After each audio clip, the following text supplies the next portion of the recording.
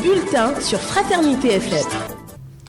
Fidèles téléspectateurs, bonjour, bienvenue dans ce bulletin de l'information.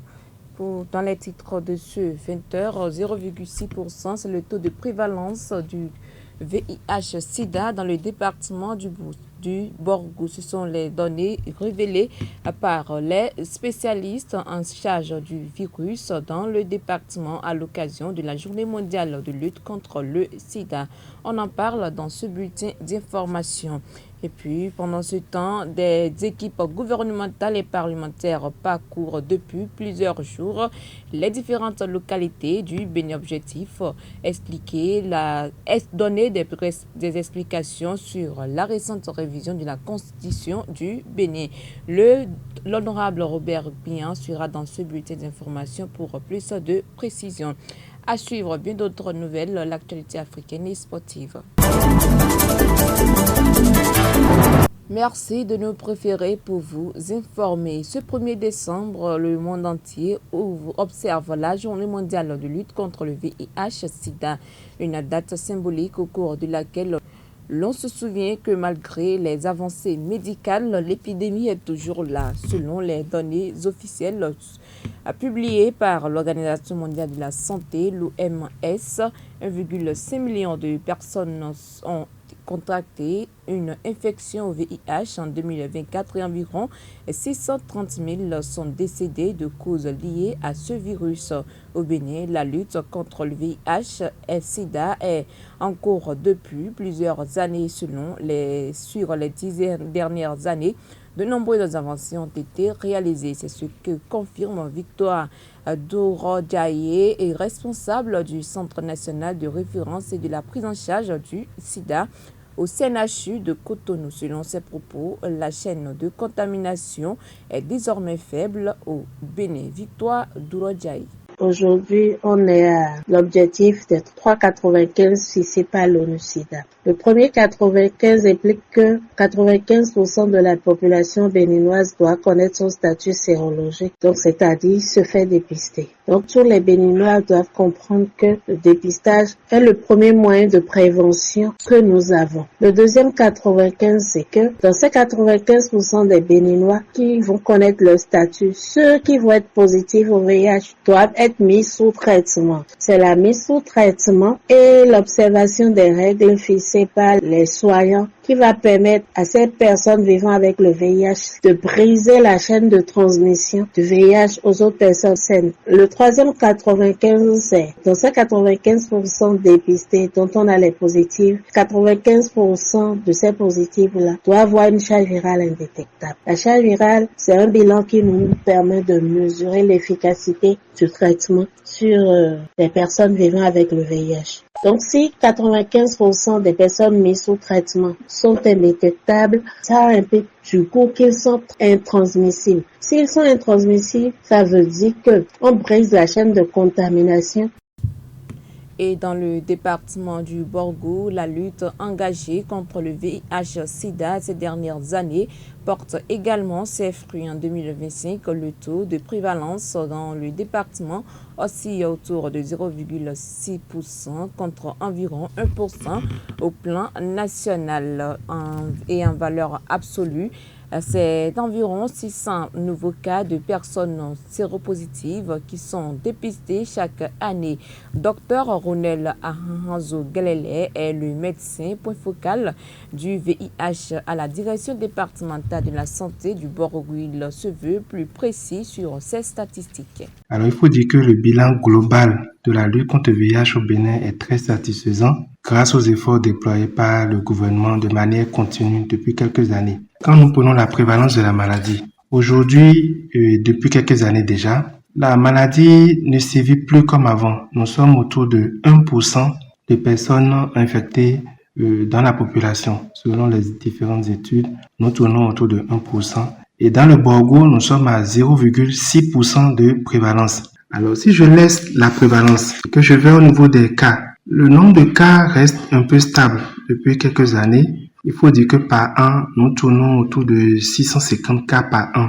Ça n'a pas encore diminué de manière drastique, mais des efforts quand même se font. Et pour la première la première partie de l'année, c'est-à-dire le premier semestre de l'année de 2025.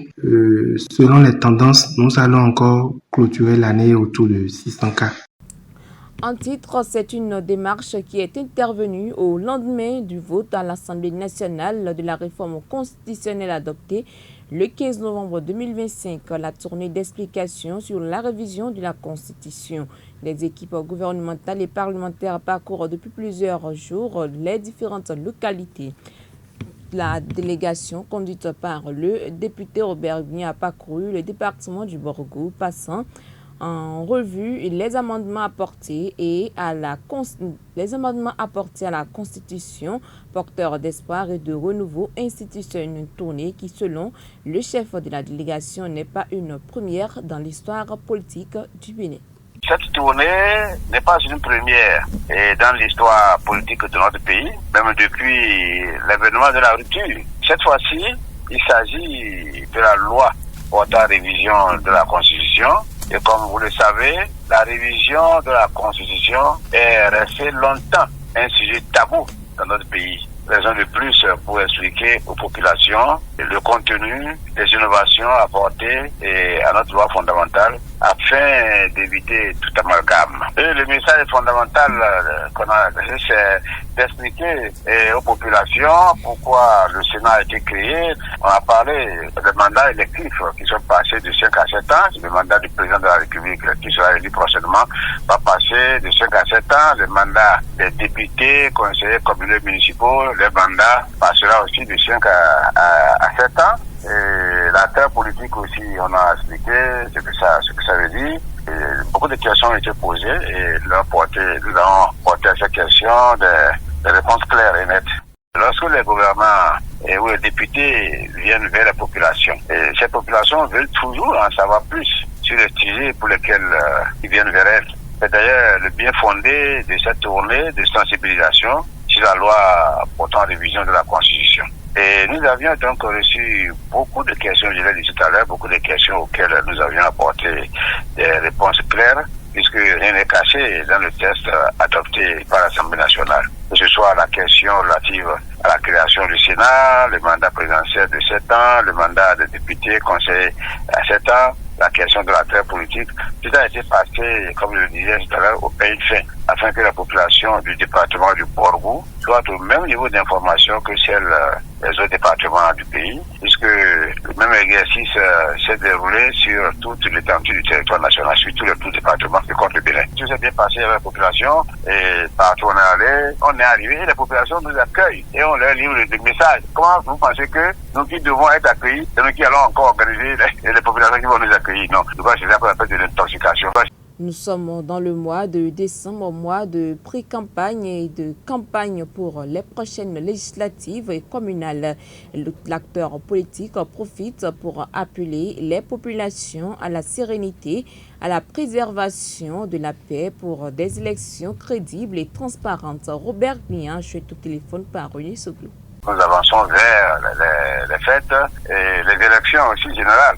Donc, tout ce que je peux demander à mes populations, aux populations du Bénin, à nos militants, c'est d'être sereins parce que les joutes électorales vont commencer et les pré-campagnes vont commencer et je souhaite que tout ça se fait, que tout ceci se fasse dans la quiétude, dans la sérénité et avec beaucoup de sérénité, je le dis, parce que lorsque nous parcourons déjà les 8 communes, on sentait un peu quelque part la fièvre montait, la fait le tourisme montait, les partis et certains partis ont commencé déjà à faire des mobilisations. Donc je vais demander tout simplement que nous observons tous la sérénité, que nous serons tous en ordre de bataille pour garder cette paix pour la fin d'année. Je pense bien que la nouvelle année soit abordée et avec joie et que les élections qui vont se dérouler pour la paix et que ce soit une fête.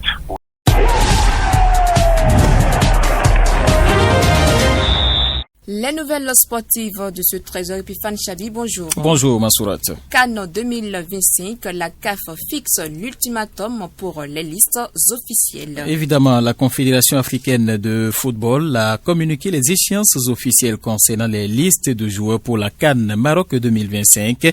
Les 24 sélections qualifiées ont jusqu'au 1er décembre 2025 à minuit pour inscrire le 55 joueurs de leur pré-liste bien évidemment sur la plateforme dédiée de la CAF. Les sélectionneurs devront ensuite choisir exclusivement parmi ces 55 noms les 28 qui constitueront la liste définitive pour la compétition. Cette liste finale devra être transmise à la CAF au plus tard le 11 décembre 2025 à minuit. Il faut dire que ces deux étapes marquent ainsi donc la dernière ligne droite administrative avant le coup d'envoi de la CAN qui est prévu au Maroc le 21 décembre prochain. Real Mbappé a un changement de dynamique. Oui, Kylian Mbappé appelle donc à un changement de dynamique au Real de Madrid. Il a adressé un message clair à ses coéquipiers après le match nul, un but partout contre Girona. Kylian Mbappé a publiquement exprimé sa frustration ce dimanche. L'attaquant français s'est rendu sur Instagram pour revenir sur le résultat en postant absolument pas le résultat que nous voulions ce soir, mais le championnat est toujours en cours et très long.